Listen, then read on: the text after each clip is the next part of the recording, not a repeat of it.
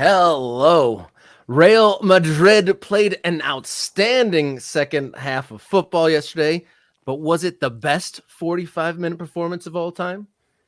Atlanta United outlasted Montreal, and now they're lucky enough to be in the next set of Messi highlights, and Christian Pulisic added another special goal to his collection in the Champions League. This and much more on Wednesday's Morning Kick Around.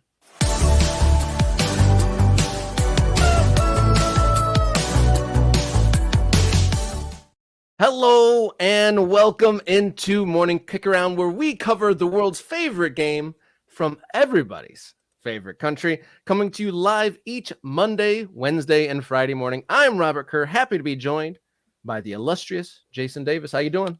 Ooh, I'm illustrious. I'm not as illustrious as Vinicius Jr., but I'll take it. Thank you very much. I'm going to try to live up to that standard for the next however long we're on the air. I'm going to try to be like Vinny Jr., but I will keep my shirt on. I promise. Yeah, I was going to say that was the true essence of a fit check when he tore off his shirt yesterday after scoring all those goals. And we've reached the middle of a busy sports week. There's afternoon Champions League and MLS wildcards in the evenings. You also host a radio show, so a little peek behind the curtain. How do you, Jason, find the stamina to push through this heavy workload? Oh, lots of small naps? No, I don't know.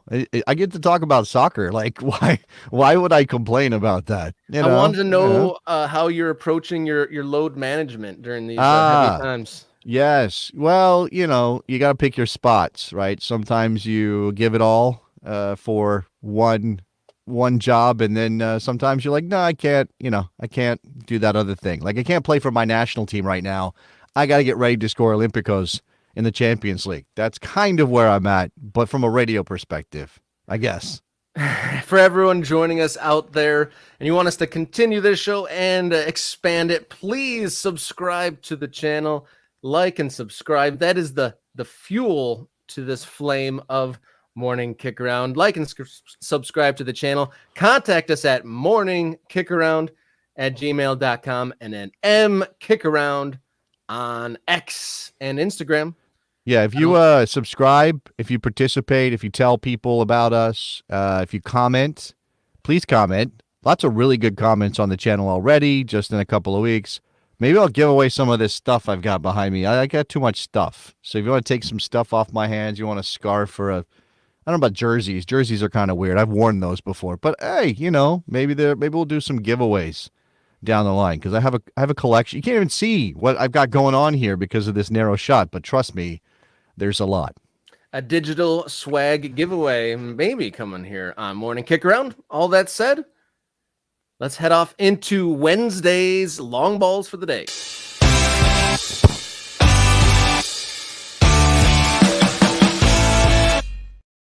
All right, long ball number one here for Wednesday. I think today we will fill in the blank. So Yesterday, Real Madrid's second half performance was pulsating, to say the least. Let's say was Madrid's 45 minutes in the second half yesterday was the best performance since.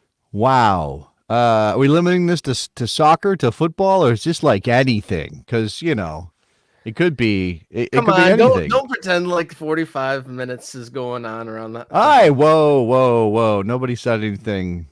You have to check with other people. I can't vouch. You wouldn't believe me. You would need a verification from another party for that. No, the best 45-minute performance. I mean, what came to mind for me was the second half of the 2005 Champions League, where Liverpool comes back against Milan and goes on to win. Now, they didn't win that game in regulation, right? They needed penalty kicks to win that match.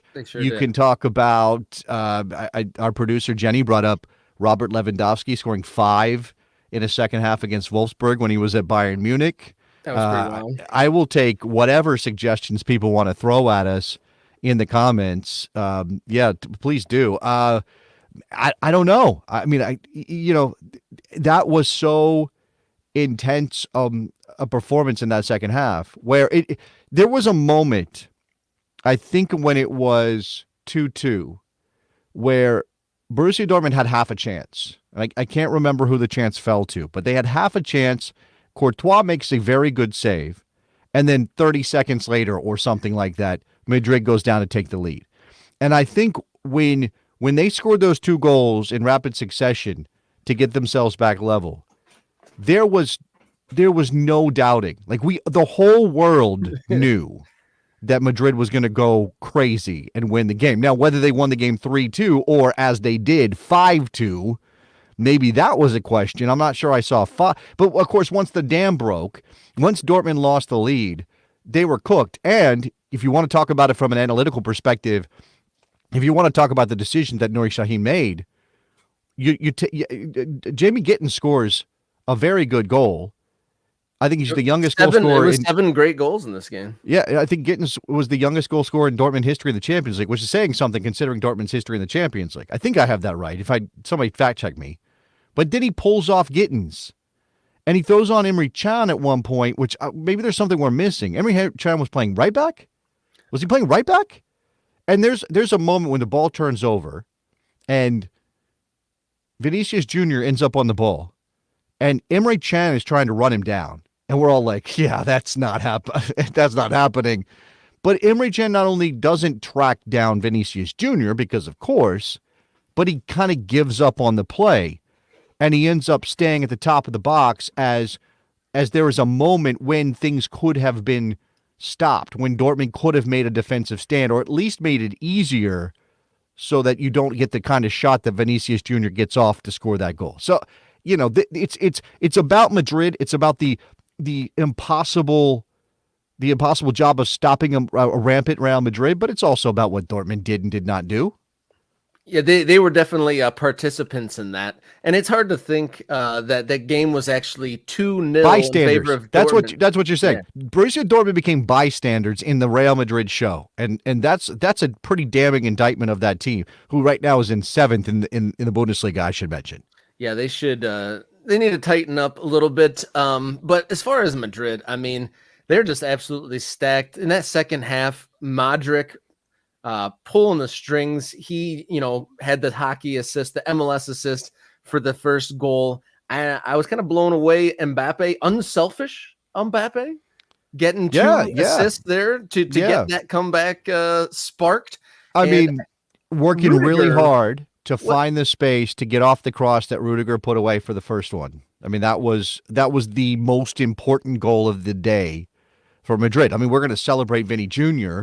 We're going to talk about how he had already won it. The votes are already in, but that was like the announcement of a Ballon d'Or winner, right? That was him saying, "Hey, it's me. Don't even look anywhere else. It's me." Rodri getting hurt is poor timing. But I don't think, and as much as people want to acknowledge what Rodri did and has done for Manchester City and for Spain, Vinicius Jr. deserves the Ballon d'Or. And last night was that display of why he deserves the Ballon d'Or. But Mbappe had his moments, right? He isn't the best player on that team, which is saying a lot, but he had his moments, right? Oh, again, you need a Rudiger to be just a monster and go after that ball. It's bad marking. I think it was Sabitzer who was standing on the goal line trying to make sure that they didn't give up a goal there, and he ends up pointing. I want to say it was Sula. Sula had a terrible day too, like just absolutely atrocious day, just falling all over the place. No marking on Rudiger. So lots of things happen in that game. It's a lot from column A, which is Real Madrid is unstoppable, and a little bit from column B, which is Dortmund rolled over. Yeah, a little bit of bystanders, some yellow cones at times there, especially in those last few minutes. They were cones. And I was going to say, is Rudiger one of the most entertaining center backs? Like he's got obviously a lot of skill, but he's definitely got like a chaos energy factor. Oh, 100%. I think most people probably love or hate Antonio Rudiger. I'm pretty much in the love category. I mean, he's a classic. He's a classic physical, kind of get in your face, throw you around center back, but he can also, pop up with a moment of skill as you described. And clearly he's a monster in the air. And if you give him an opportunity to go get something like that, there's no question he's going to be the first one to the ball if he can get there. And I just remembered, speaking of yellow cones, on one of the Madrid goals, when I think it was who scored the goal that was neither Rudiger or Was Vinicius. it? Yeah, Lucas Vasquez, maybe. Is that Yeah, who that was? Vasquez, when he comes in down the right, a Dortmund player does like a slide tackle like 5 feet away from him. I think he was trying to prevent like a cutback, but if you Sure. watch it on replay, it's like, where's he sliding to? Yeah, Where is he sliding to? I think we have some fan shot video. I don't know how Yeah. to give a proper credit for this, but I think we have some fan shot video from the stands of. I think this is Vinny's third. Is it the third he took off the jersey? Was that the third, Robert? Because it all kind of blurs together. He It scored was many goals. many goals. All right, let's watch this together. Let's just yeah. So here he cuts in. I mean, again, cones, like you said. That's a great shot. It is a great shot. It's impossible to save. To the far post. Gives us the I'm the man kind of vibes there with the shirt off.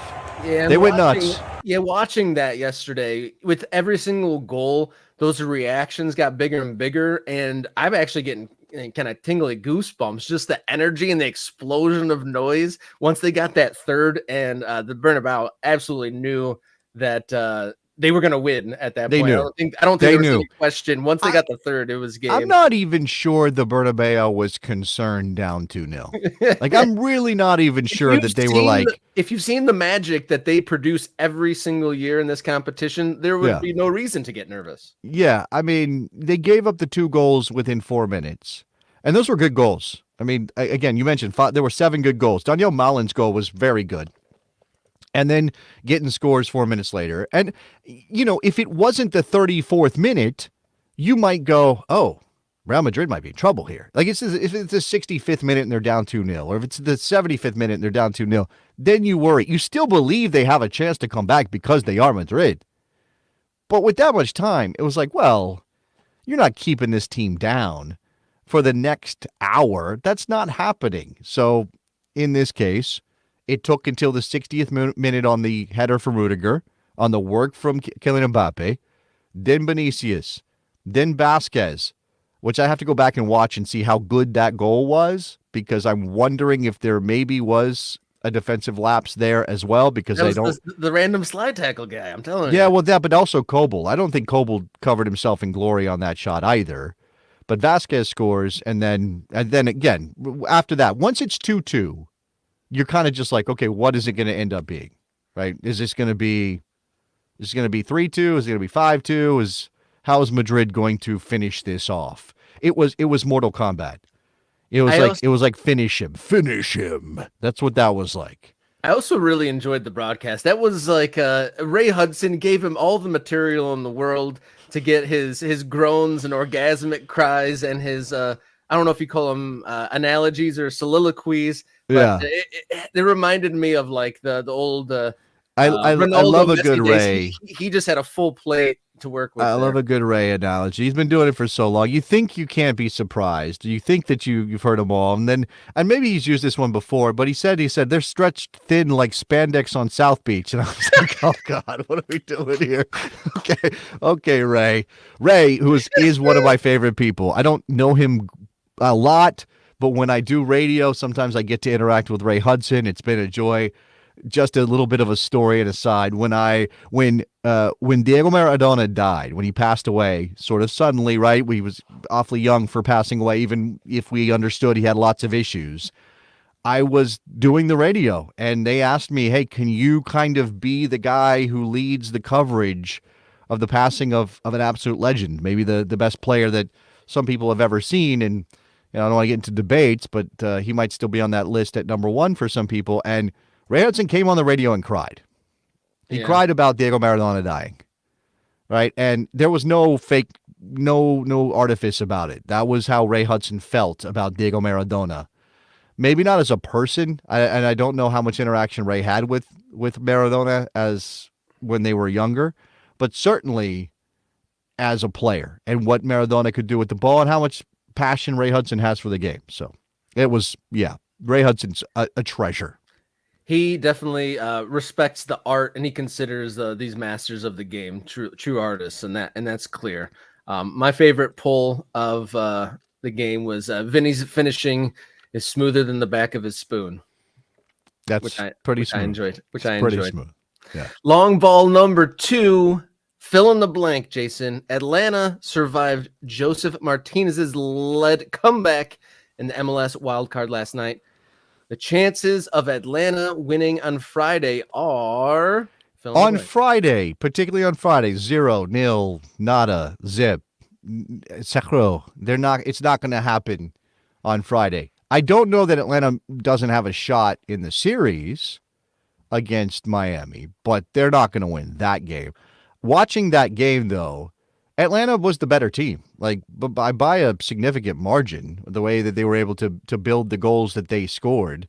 What a day Brooks Lennon had. He was all over the place. He had a great goal, but also was involved in the penalty that ultimately led to Montreal being able to draw level and push it to penalty kicks. Remember, no extra time in the MLS Cup wildcard game, only straight to penalty kicks. The drama of that game, if you were watching last night, was Joseph Martinez against Atlanta, of course. I mean, it was easy. There was the penalty kick in regulation that Martinez converted against Brad Guzan to draw the game level. And by the way, Guzan had made an error to give Joseph Martinez the first goal. He dropped the ball. It was a bad mistake by Guzan. So there was clearly, Guzan was feeling the need to make up for what he had done earlier. He can't make the save. There's some sort of shouting match. They're telling each other F off, like this is an episode of Succession, I think. I don't know what was going on exactly. I mean, clearly these guys know each other in a pretty significant way, having played with each other for so long. Many years. Martinez goes back to the center circle, drops the ball, and is still yelling at Guzan. Then we get to the penalty kick shootout. And I'm not a TV producer. I've never done that work, or a director. I imagine it's difficult, making sure that the right shot gets on air. But if you've got that guy who is just yelling at his ex-teammate about a penalty kick, and he takes the first penalty kick for Montreal, and he starts walking towards the goal or towards Guzan, don't cut away from that. That's what I want to see. I want to see what's going to happen between these two guys. Instead, we get a replay of the penalty right away. Terrible stuff. Terrible stuff. Play up the drama, Major League Soccer. Give us what we want to see. Now, I know after the fact they were hugging, so they made up at some point as Atlanta moves on. Having spent a little bit of time in broadcast trucks, the director was probably feeling it after that. He probably knew. He probably knew that he messed the emoting. You'd think so. I mean, if you're getting into the chair, you know what you're looking for, the human reactions. He probably just was on a rhythm of all right, let's take that replay. And then probably as soon I know there's an SOP in that situation. There's an SOP for what you're supposed to do. Like the penalty kick, it's a penalty kick. It's not it's drama, but it's not the most action heavy thing. So you want to bring action back in. You don't want to show a bunch of guys wandering around. That's not exciting. So I get that. But in this particular moment, as you said, it should have been wait, pause, hold on. What is Joseph doing? Keep it on him to see how he and Guzan react. And obviously, Guzan did end up being the hero on the day because he's the only one to make a save in the penalty kick shootout. Sirois could not do it, and Atlanta they're perfect, although I don't think every penalty was perfect. They managed to put the ball in the net. That's all that matters. That Brad Guzan performance kind of summed up how I think of him as a professional goalkeeper. He is just as likely to make the mistake to put them in a hole as he is likely to make the save to win the day. And so he's just one of those plus minus players. And that brings up the question. He's been there for a while now. Is Brad Guzan going to play forever? No, has he not announced? I was thinking about that last night. Has he not announced that he intends to hang him up soon? Maybe he hasn't. Maybe I know Dax McCarty is playing his final games as an MLS player. It was good to see him. And he was on the field, and he made a penalty kick last night, which was he was cool. He was calm. He was as smooth at the other side of the spoon, or the back side of a spoon, or whatever. So I know he's leaving. I thought maybe we had heard about Guzan, but I guess not. I guess he hasn't announced anything. Maybe he'll play until his hair comes back. That's how it has to. He's going to wait until. I like that. That really puts some longevity on your career if that's your goal. And a good comment under the video. Mike Thomas says Guzan plans to play until he's 70. He'll play until he's 70. Yeah, he must have inside sources with Atlanta. Yes, I mean, I guess if you don't have a better option, and think about Garth Lagerwey and the goalkeepers that he's had as a general manager: Nick Rimando, Stephen Fry, Brad Guzan. That's it. That's the list. He doesn't need anybody. He's never needed to like look for a new goalkeeper because he always had a goalkeeper in place when he took over who was established as one of the best in the league, or at least trustworthy. Yeah. All right. Just the final note on this. Can Atlanta make any noise versus Messi?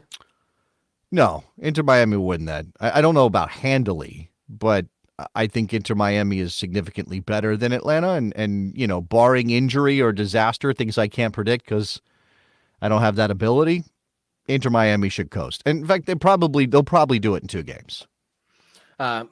That said, I am glad that Dax McCarty's getting a run into the playoffs at the end. He's always been a really nice MLS player who doesn't always hasn't had a ton of playoff runs as of late, has he? Has never won an MLS Cup title. I believe he's got a supporter shield on his resume from his time in New York or New Jersey, but I don't think he's ever won an MLS Cup.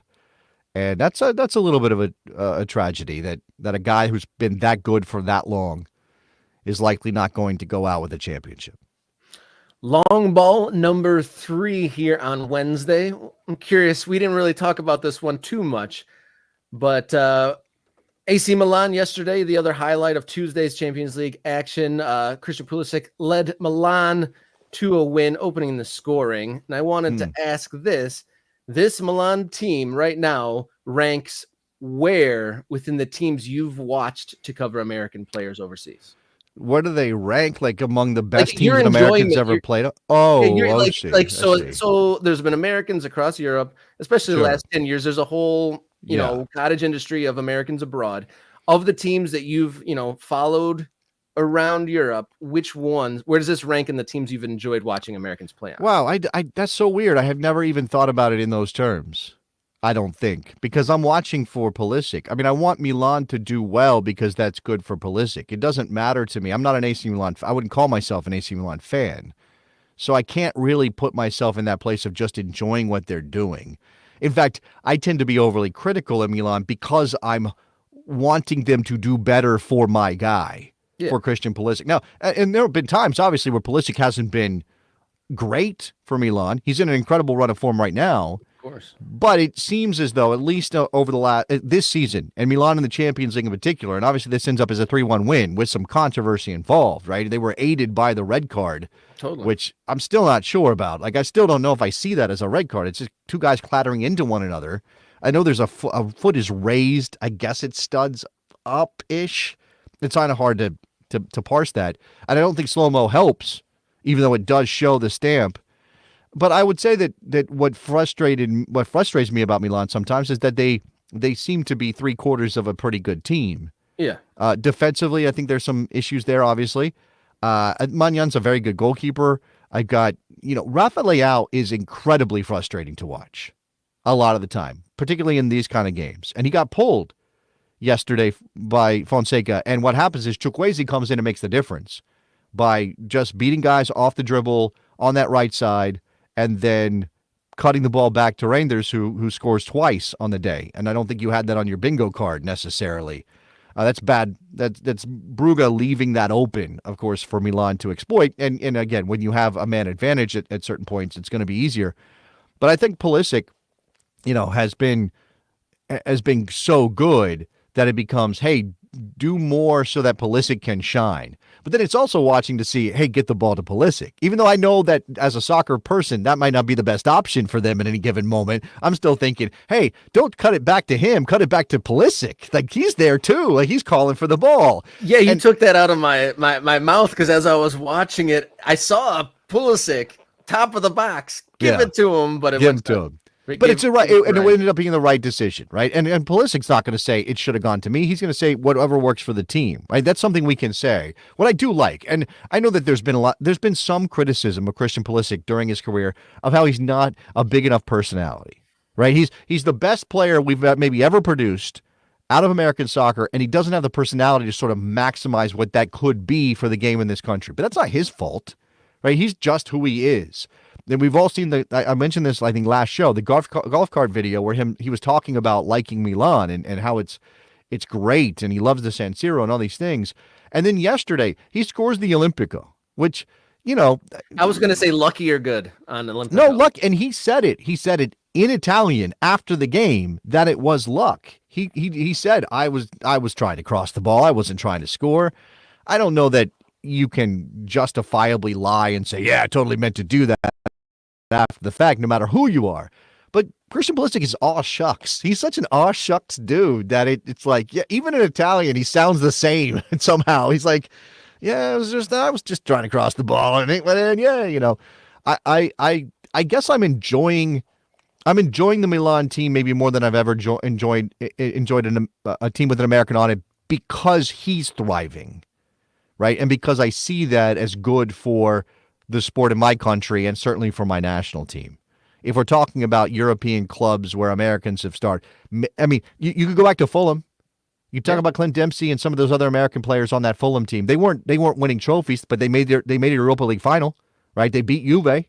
They were a fun team to watch. They were a fun team to watch. Yeah, there was definitely some creators, and there's some highlight reels created within that run when Dempsey was on Fulham. But I was also thinking about how it's Juventus to watch McKennie. I've not really enjoyed too many Juventus watches, or even back in the day, Schalke. I didn't really enjoy following the teams that McKennie's been on so far. Yeah, well, I mean, Schalke they were like a blood and thunder kind of team. There wasn't going to be a lot of nuance to the way that they played. Now they're a second division team as a club, so that's not good. Yeah, Juve's interesting.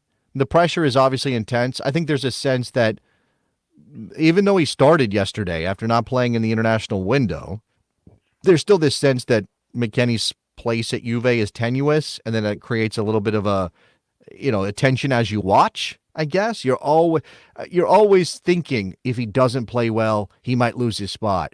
And then so you're watching for McKennie to do well, and you can't really enjoy the game, as opposed to where I expect Pulisic to do good things now.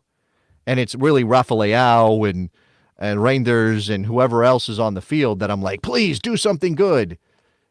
With Juve, it's like constantly watching to see if McKennie is living up to what he needs to do. And he got pulled in the 55th minute yesterday, I think. Oh, that was obviously not a good result for Juve, giving up he wasn't on the field when they gave up the winner. And there was a penalty kick that was given that was missed. Lots of bad things happened for Juve in that game yesterday. They just didn't create anything. And I imagine you could say that McKennie's a part of that. AC Milan get that 3-1 win, their first win of the UEFA Champions League in the new format. Hopefully they continue improving. If you want to hit us up, MKickaround on the socials, X and Instagram, have your say. And then please like and subscribe and add comments. Trying to make drop in the comments. Interactive. Drop in the comments. Sorry to cut you off there, Robert. But drop in the comments which of these teams with an American on it, and this is not by far the best sort of version of the Champions League for Americans, but which of these teams has the potential to go the farthest, if any of them? I mean, like, how do you see the prospects for Milan? Juve, obviously, we're waiting for Gio to play. It hasn't yet. Dortmund losing yesterday versus Real Madrid. Whatever team you believe an American's going to be playing for in the Champions League, tell us what you think their prospects are going forward. All right. We're going to take a quick breath, come back with today's hot topic. Actually.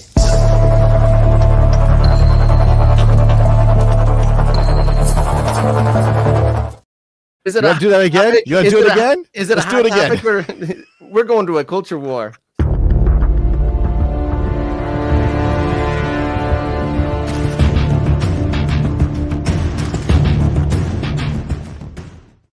Culture war here. Better. That's better. On Wednesday. I like that better. Definitely. That's what we wanted. A$AP Rocky and Rihanna leaked to be perhaps the next celebrity owner of an EFL team. It's coming out that they might be taking over Birkenhead side Tranmere Rovers, currently in League Two. Leads us to the question here for Culture Wars: is the Wrexhamification of UK clubs good for the game? Wow, that's okay. Interesting question. Obviously, I did not know that A$AP Rocky and Rihanna were involved in the potential takeover of you said League 2. They're in League Two. Two. This is from Birkenhead, which is across the water from Liverpool in a place called the Wirral. It's the peninsula south of Liverpool. I see. And it's a very small team. My father used to go there on Fridays. It was like the minor league team in the area, and then go to Liverpool games on the Saturday. Okay. Really, other than just seeing a score scroll along the bottom, I don't recall Tranmere ever making any waves. Just set okay. So this is not certainly not a big club. Yeah, I think we know that. I mean, I've heard of Tranmere Rovers. I'll say that about them. I've heard of them. I don't outside of having heard of them, I don't know much. Yeah, it's just a name. Yeah, just a name, just a place. But obviously, Tranmere is not even the place. You're saying they play in Birkenhead, which is completely different. I think so. Okay, you have to, I think you have to consider who these people are that might be investing.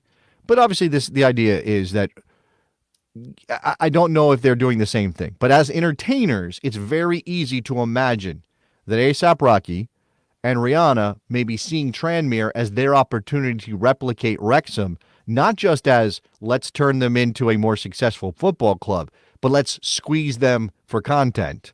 Let's squeeze them for entertainment value that can then make us more money. Now, Rihanna's a billionaire. Isn't Rihanna a billionaire? She's definitely on a huge. She hits the wealth lists. That's for sure, especially within entertainers. Yeah, she's got not only the music career, she's got the makeup line and everything else. She does good. She does well. That Rihanna. It's only as good as the owners are committed, right? And it's only as good as whether or not it hurts everybody else on the other side. So. This is my issue continues to be my issue with Wrexham, right? I'm glad that the people of Wrexham are on this ride, led by a couple of celebrities, McElhenney and who's the other one? Reynolds. I'm glad that they're on this ride for them, right? And the story, the narrative that we were sold from the very beginning was, this is a long-suffering community. It's a blue-collar community in Wales, Robert, that has suffered so many economic hardships. Oh, and also their football club dropped out of the Football League and hasn't been there in so long. And at one point was like making an FA Cup run, but those glory days are over. And how sad is all of this? And here come the celebrities to save them, right? That the story of Wrexham doesn't work without the downtrodden element of that narrative. And their commitment, too. Well, but this is what I'm saying. So McElhenney and Reynolds come in, dump a bunch of money in relatively speaking, this is like City Football Group. This is like the Emiratis dumping money into City, relatively speaking. Yeah, I don't enjoy that narrative. I've seen articles trying to compare Wrexham to City as if there's blood money being poured into. No, but it's not blood. Forget the origin of the money. Okay, forget about that part. Obviously, strip that out of it, because I'm not putting a moral equivalency on the people behind City Football Group and Ryan Reynolds and Rob McElhenney. I'm not saying that they're comparable, but if you're talking about the money that comes into the club and how it changes the fortunes of the club relative to clubs around them, relative to the clubs they compete with for trophies or for in this case, in Wrexham's case, promotion, it is like that, right? The amount of money they put into Wrexham was rocket fuel when some of these other clubs, they just don't have that opportunity. They don't have that possibility. Now, this is the system that we all agreed to, I guess, or sort of it started forming and we just kind of live with it now. I know at the top level, you got FFP, you got PSR. These are meant to restrain some of this now. It's maybe why Newcastle can't do a City, right? People who are looking at Newcastle and thinking, oh, the Saudis bought Newcastle, they're going to be the next Manchester City. Well, maybe not if they can't do the same tricks that City did to put money into the club. And now we're seeing that City's been charged 115 times with breaking the rules anyway, because even they were like, we're running into barriers to what we really want to do. None of that seems to be a play here. And I don't know how much money Brianna or A$AP Rocky would put into Tranmere. I think if you're talking from a Tranmere Rovers fan perspective, you are over the moon. You're jumping up and down. It sounds amazing. Please come in. Just write us a check for a couple £1 million and you'll change our fortunes completely. Like the overnight, Tranmere will be a different club for just a couple million more pounds on the ledger, which obviously Rihanna and ASAP Rocky have. I guess that if you, and maybe we don't need to look beyond that part, right? Maybe I shouldn't be worried about who else is in League Two and whether it's fair to them that Tranmere is suddenly going to have a ton more money, or Wrexham for that matter. Like, again, continue to look at Wrexham and go, look at them climbing. It's a great story. Look at them climbing the ladder. They're in second place right now. They're trying to get into the championship. They've got this, they're pushing for advancement to the Premier. What a story that will be. Again, how they did it is part of the story that nobody seems to want to talk about. A$AP Rocky and Rihanna, if this all gets over the line, they will join the likes of Tom Brady at Birmingham City, J.J. Watt at Burnley, Michael B. Jordan at Bournemouth, and a conglomerate at Leeds, including Will Ferrell, Jordan Spieth, Russell Westbrook, and more. So it's to your point of Newcastle second to that watering hole to City, just like these folks are chasing the Wrexham. And it's not often the case that they're able to replicate it, and they'd have to find their own way to find those same ends. And does A$AP Rocky and Rihanna have the time and guile to navigate Tranmere Rovers to that sort of prestige? What I don't love about this, and it's not Reynolds and McElhenney's fault, because they conceived of a plan, they executed it, they were willing to put their money in, leverage everything they could to help Wrexham climb the pyramid. It's not their fault, but they have now set this standard, or set this possibility, that if a celebrity buys your club, you're going to do a Wrexham. Yeah. And very much like if you're a Premier League club and you're sitting around waiting for some oil-rich, state-backed fund to buy your club, because that's the only way you can imagine yourself getting to the level of a City or a Liverpool or whatever. Obviously, Liverpool's an example of you don't have to have that, but for a lot of clubs, that's the only way they can imagine it happening, because how else are we going to compete money-wise? That's what this is, right? It's a lot of fans in League Two, League One, non-league clubs that maybe have a football league history who are thinking, if only some rich celebrity will buy us up, we'll be able to compete. And that sucks as like a starting point for fandom, for support. It stinks that that's the way. And say what you will about, the socialist methods of running leagues in America. At least, again, the point is that nobody has to look at another club and think, well, they've got $1 billion more than us. We can never compete. I might as well just hope for 10th. Like, to me, that's a really weird alien thing. And as somebody who has adopted Fulham, I'm wrestling with that all the time. Like, I'm never going to see Fulham win a Premier League trophy. Not under the circumstances they're currently in. I'm never going to see that. But even if you're a Cleveland Browns fan, you can imagine that, like, if we finally get somebody competent, if we finally get the right quarterback, it's possible that I will see a Browns Super Bowl win in my lifetime. Maybe not likely, but possible. It's not possible that Fulham will win a title in the Premier League. Just not possible. Are Fulham fans, are they the type of club that gives the League Cup and the FA Cup a legit run? Have they really made the final stages of? Well, but that's the problem, right? For a club like Fulham, and maybe Fulham's not in that group of the worst of the worst. I mean, we're watching teams that can't get a win 8 match days into the season right now. So Fulham is by that standard doing fine. But if you are typically in the relegation fight, or know that just a couple of bad performances here or there could pull you into it, how can you possibly justify going after an FA Cup, going after a League Cup? Like, how can you justify throwing all your weight into those efforts when, if you lose the game on the weekend afterwards, you could find yourself down in the championship? And that's death, essentially. Yeah.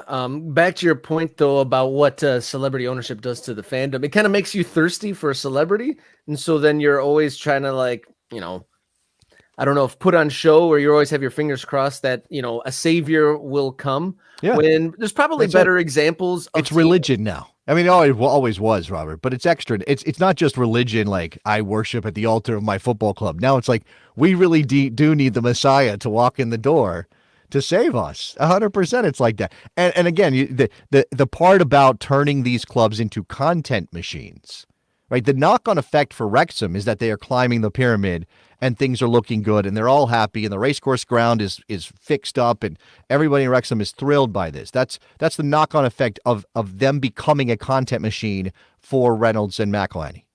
Right? And I'm not sure what one thing that Wrexham had is that's the team in the area. There's not a lot of competition for teams. Sure. That is the team of the city. Whereas Sure. Tranmere Rovers, I mean, maybe it means something to the small town of Birkenhead and the surrounding villages. But I mean, they're overshadowed by, the mammoths of, English football, like Liverpool's across the water.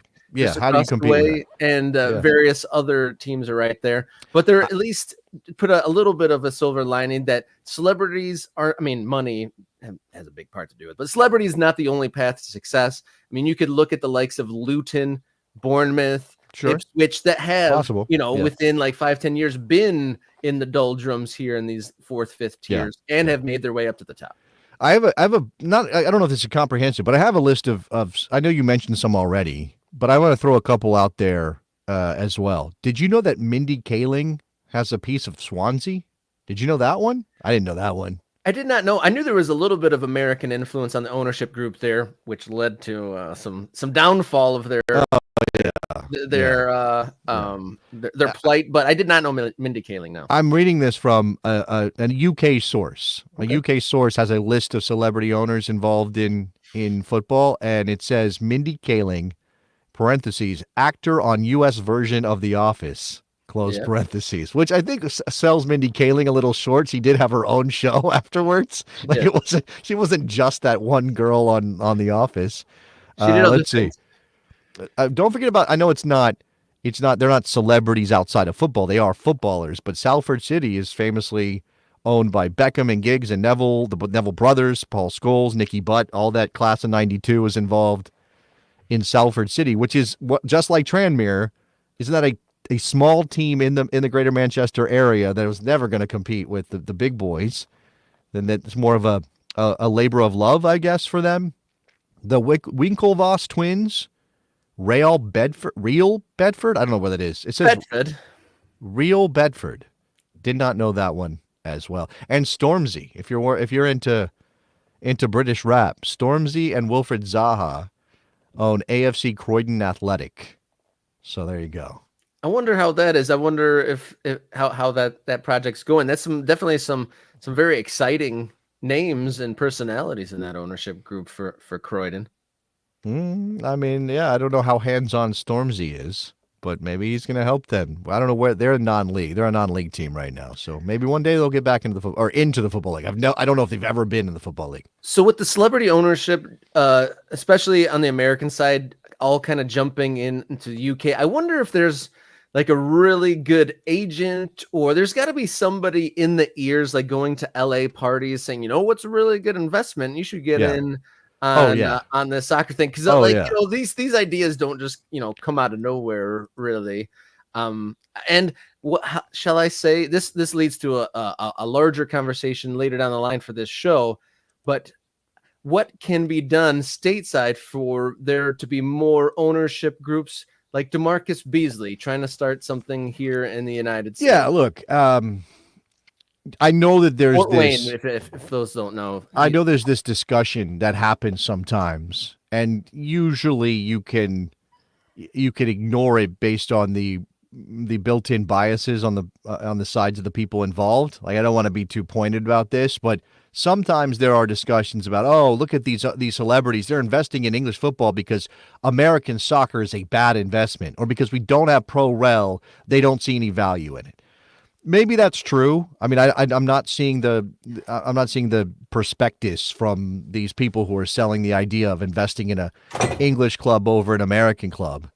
And I definitely think it's a different prospect. It's just a different prospect. It does. I don't know. Like, I can't tell you one is better than the other from a business perspective or like investment wise. Like, if I invest in a minor league soccer club in America, am I going to make decidedly less money than I would if I invested in Tranmere Rovers, right? Everything's about, and this isn't like profit. It's not like, every year I'm taking money out of the club because we made more money than we spent. almost always it's I'm trying to inflate the value of the club, just like when you buy a house, what you're hoping for is the value of the house goes up. So when you sell it, you make more than you paid for it. That's still kind of dicey in American soccer. I don't know if it's about pro rel as much as it is just it's a difficult environment to compete in. I also think that the investment in English football is often lower. These clubs are depressed in terms of value, or the market is so saturated in England that you can pick up a Tranmere Rovers for like £5 million.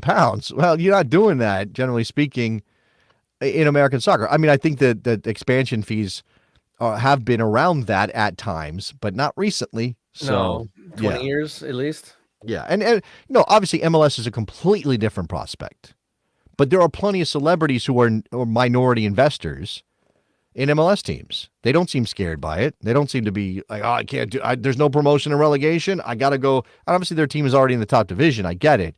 But there are plenty of people willing to invest in American soccer from that perspective. And sometimes, it is a matter of the passion, the connection to the game, and whether you just want to say that you're involved, right? Sometimes these are not even monetary investments. When you see a celebrity is announced as a part owner of a lower division team or a women's team in this country, sometimes it's just they're attaching a celebrity name to the club to bring the club some attention, and it's sort of a trade more than anything else.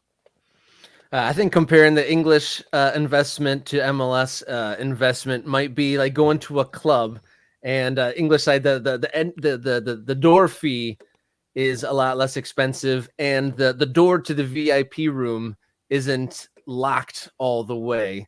Whereas in the MLS, it's a very expensive club, and you go just straight into the VIP club. Sure, something like that. I think that works. A loose analogy here on Morning Kick Around. If you want to have your say, throw us a comment under the video.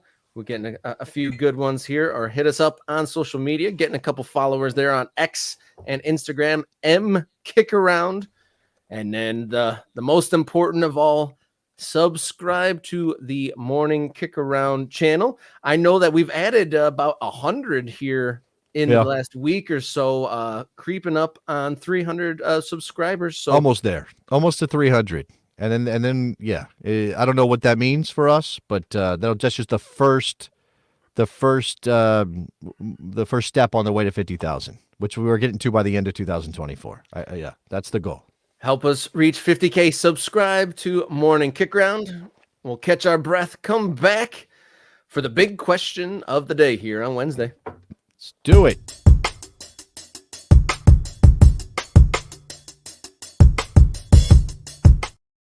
Today's question, the big question, brings us stateside.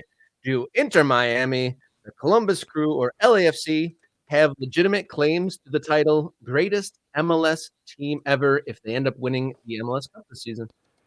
It's a very, very interesting question. I'll admit that I stole this from a guy named Dustin, who's one of the besties on the Best Soccer Show, which I also do. And Thanks, you can Dustin. find on YouTube as well, the Best Soccer Show. Thank you very much. Yeah, you think about the history of Major League Soccer and the great teams that we've seen.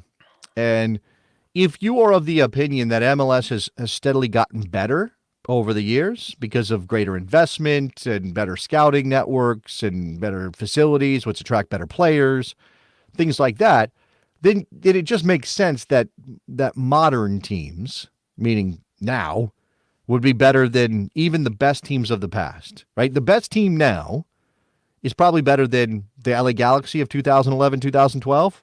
Yeah, probably. Most likely, yeah. Most likely. Yeah. I mean, better than the DC United teams of the 90s. Probably better than the Miami Fusion of the early 2000s before they got shut down unceremoniously. Probably. But I mean, I know there are people who will argue that, and certainly people who played in the league or who know the Raul Diaz Arces of the world and the Echeverries of the world and those kind of players, and would say, and the Prekis, and would say, well, you're underrating the players in MLS 1.0. Maybe, but in terms of complete teams, I kind of find it hard to believe that we're not seeing better complete teams now than we've ever seen before. And then you think about that question you just gave us, right? Inter Miami just set a points record. Mm-hmm. They've got Messi, Suarez, Alba. This is Busquets. They've got world-class players who are in the downhill part of their career, but still very good. They've built a team around them that has some very good players who are also getting called up internationally, so it's kind of hard to argue that they're not good if they're just sort of like also rans or just sort of like background players to this Miami team. And of course, Miami won without Messi. They won with Messi. Then you have Columbus, who won MLS Cup last year, who plays some of the best soccer. You know, it's a subjective thing, sure, but as people watch them play, they see this evolution under Wilfred Nancy that is remarkable, right? It's no longer sort of like, oh, they play sort of intricate and sophisticated soccer by MLS standards. No, you throw that out. The MLS standards thing no longer apply. The qualifiers no longer necessary. Wilfred Nancy's team play very good soccer, period. Brave and exciting, I would. Brave and exciting. And as a team, they have the pieces. They've gotten pieces together. I mean, Cucho Hernandez is a very good player, right? Yep. You might ding him for what happened back in England, sure, I guess, but he is a very, very good player. It's clear. You go across that team. They've got weapons. They've got good players. I still think Darlington Nagbe may go down as the most underappreciated MLS player of all time. Yeah, he's a joy to watch too, for sure. See him in person before he retires. And then LAFC, who has created this standard. Now, they play a different kind of soccer from both the teams we just mentioned, which has them standing out a bit. They're much more reactive, much more counterattack heavy. But when they do play that way and they play it well, they are an incredible team. They have set a standard. You kind of take them for granted almost. LAFC's good? Yeah, okay, of course LAFC's good. What do you mean LAFC's good? But think about the run that they've been on. The title, making finals. Now, that hasn't gone their way, but making finals has become a habit for LAFC. So how can you not include them in the argument of who the best MLS team ever is if we're saying that teams now are better than teams before? And there's 3 of them happening at the same time, Robert. Yeah, that's incredible. Does that, I mean, if we want to roll this out a little bit, would that put this season, if we are seeing 3 of the best teams, or we're talking about these teams being the 3 best ever, does that kind of like snowball into this being one of the best MLS seasons? That's a good question. I mean, it's certainly been fascinating, right? Again, I think because it hasn't been consistent, because the league chooses the League's Cup break happening in the middle of the season, it feels choppy. Like, that's one thing I don't like about an MLS season. It doesn't feel like it has a flow from beginning to end. Not at all. And I think that ruins the vibes of it and makes it hard to think about what was happening in February and March applying to what's happening now. And obviously you have a transfer window in the middle that is significant. Like, I don't have data on this, but I would bet that MLS teams turn over their rosters or make significant changes in the summer at a level that is well beyond what any European club does in the January window. Yeah. So that means you're talking about teams that look very, very different. Like, not just a little bit. Like, oh, they added a piece here or there. They needed a striker. They went out and got one. I'm talking about like 3, 4, 5 different starters when you're talking April to October. And that's kind of a weird thing. That's kind of hard to pin down as to how to feel about it. But yeah, man, this is, I do think the soccer has been in places, not everywhere. There are bad teams that play ugly soccer, but the soccer has been as good as it's ever been in Major League Soccer. I think that's probably a fair statement. So the third team on our list is the Juggernaut. They won the Supporters' Shield, broke the points record, and have arguably the world's most famous man on their team.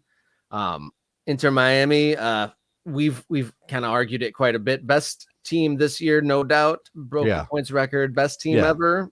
Yes. I mean, okay. Do they need to win MLS Cup to be sure of that? Yeah, they do. That's how this league works. You can be the points champion. You can win a Supporters' Shield. In their case, you can set a points record. You can be the first team in history to have 220 goal scorers on your side. But if you don't win MLS Cup, that will always be a mark against you. It will always be used against you when we talk about the greatest teams ever. Right? And we know how hard it is to do a double in MLS with the Shield and MLS Cup, but that's the standard. And that's certainly the standard when you set the points record, when you've got Lionel Messi, when everybody expects you to win. You better win. I mean, it's a good problem to have, to be expected to win all the time. So they have to win MLS Cup. But if they do that, this is the best team we've ever seen in MLS. Funny comment that we got on Monday's show was someone complimenting Messi for giving the rest of the league a half a season head start and still catching them up as far as goals and assists. It's like how courteous of him to take half the season and to let the other guys have a chance. Yeah, look, I mean, it's easy to fall into this trap of like, oh, if Lionel Messi can do this in half a season, it's not, it's a little bit more than that, but if Lionel Messi can do this in half a season, how bad is MLS? But I think, man, we just have to accept that he plays the game at a different level. Like, we just have to, I mean, I know that's kind of convenient for anybody who wants to defend MLS in that argument, that the league is better than people think it is. But Lionel Messi he's an alien. He is made of different stuff. He sees the game. He plays the game. He can do things nobody else can do. And I don't think it matters. Right? Let me bring in what Mike had to say. Messi would have walked into any team on the planet. I honestly believe that. I mean, and part of that's reputation that carries him in. Like, even if you're Carlo Ancelotti, you're going to be like, yeah, I mean, that'd be weird. You're playing for Real Madrid now, Leo. What's going on here? I don't know why you're in Madrid. But if you're Carlo Ancelotti, are you not trying to figure out a way to get Lionel Messi? He's playing 39-year-old Luka Modric. He wouldn't play Lionel Messi? Lionel Messi's better player than Luka Modric, right? Yeah. So how could you not imagine Lionel Messi doing this? Not these numbers. Of course not these numbers, right? The quality of the league is different. I'm not arguing that. MLS is not La Liga and it's not the Champions League. But he would still be effective. He would still be a very good player on any team in any league in the world. And you put it in MLS and you combine him with guys he knows as intimately as he does with Busquets and Alba and Suarez. And it's the Harlem Globetrotters over here now. And I don't mean that to be dismissive that they're just doing tricks. They're playing effective soccer with the bag of tricks that they had already brought with them from Barcelona. Yeah, I'd say bag of tricks. They definitely brought that on Saturday. I saw some jokes about the goal that Messi had and Suarez had the 1-2 goal against the Revs, where it was a little dink into the box, and Suarez had the leaping, scissoring volley back to Messi for the tap in. I mean, that is truly Globetrotter stuff, and you have to maybe give credit to Tata Martino and just the Inter Miami staff for keeping them so happy and engaged. And there really hasn't been any drama of, big fish in the small pond, complaining about how they're being treated or taken care of. And, so credit to Inter Miami and the coaching there. Kind of another question I wanted to have to kind of wrap up this conversation on best ever of these three teams, Columbus, LAFC, and Inter Miami. Which of them may most likely slip on a banana skin and not get to the promised land of the conference and MLS Cup final? Oh, man. Well, I think everybody will be disappointed if we don't end up with an LA versus LA Western Conference final. Yep. And we don't end up with Columbus, Miami in the Eastern Conference final. That's chalk. I mean, that's the top two teams in each conference. It sounds sort of boring. Like when you fill out your bracket, do you ever have this tension, Robert, whether it's this kind of bracket or obviously the NCAA basketball tournament? Take easy ones? You don't want to take ones all the way. You're like, I can't take ones all the way to the Final Four. I can't have 4 ones in the Final Four. That's not going to happen. That never happens. I think it might happen here. Like, it's really hard to imagine it not happening in this situation because Miami is that clear of everybody on their side of the bracket. Columbus is that clear of everybody on their side of the bracket. Like, and no offense, Cincinnati, Columbus is better than you. Like, everybody knows that. Orlando and Charlotte, NYCFC, the Red Bulls, I mean, they got a puncher's chance. It's MLS, but I don't think any of them are good enough to actually get it done. And in the Western Conference, again, Real Salt Lake, everybody tip your hat to Pablo Mastroeni. He's done it again. It's overachieved with Real Salt Lake. Totally. But they're not on the same level as the Galaxy and LAFC. It's not even close, really, on their best day. I know Houston beat LA Galaxy to steal away number 1 spot, LAFC sneaking in, all that, but come on.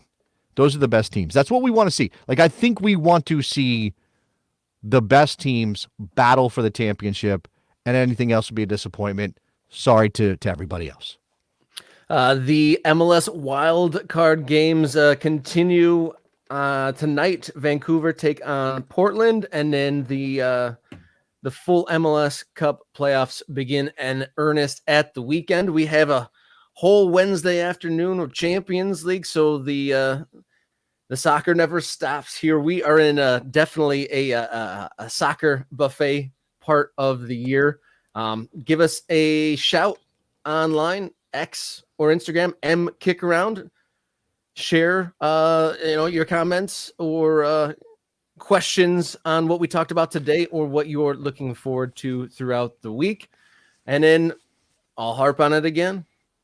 You can write us an email, morningkickaround@gmail.com, and like and subscribe to the channel.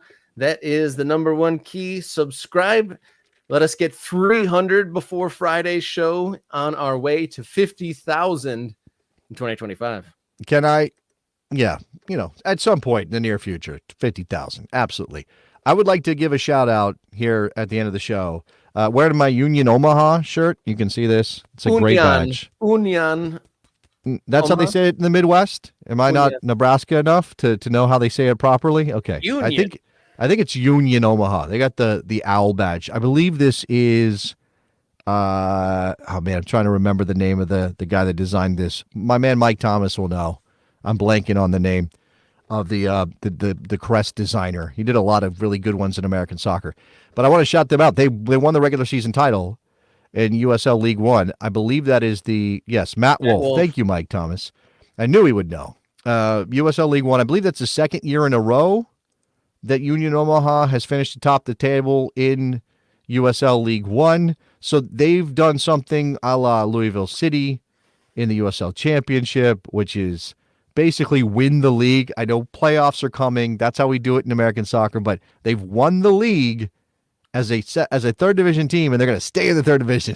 Your reward is to go to the playoffs, try to win the actual playoff trophy, and maybe get a chance to do it all over again next year. But shout out to Union Omaha, who has already got a star. You can see it right there. They got the star. They gotta add to that number. If we're giving shouts like that, I gotta say tip of the hat to Detroit City FC.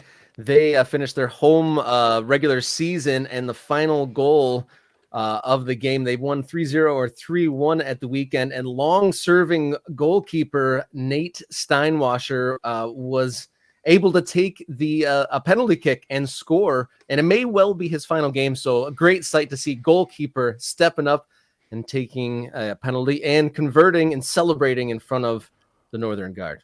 Yeah, shout out Detroit City FC. That's great. I don't have somehow I don't have a Detroit City FC shirt. A jersey. I only have like other accoutrement. I have other stuff on a shelf somewhere. I got a scarf hanging around here somewhere. Probably do. I need to get myself a DCFC shirt. I got to get my hands on that. Yeah, USL championship season, I think, concludes this weekend, and playoffs are coming up for them. But I think our time has come to an end for this morning kick around. Thank you, everyone, for tuning in, and we will see you Friday. And until then, enjoy your soccer.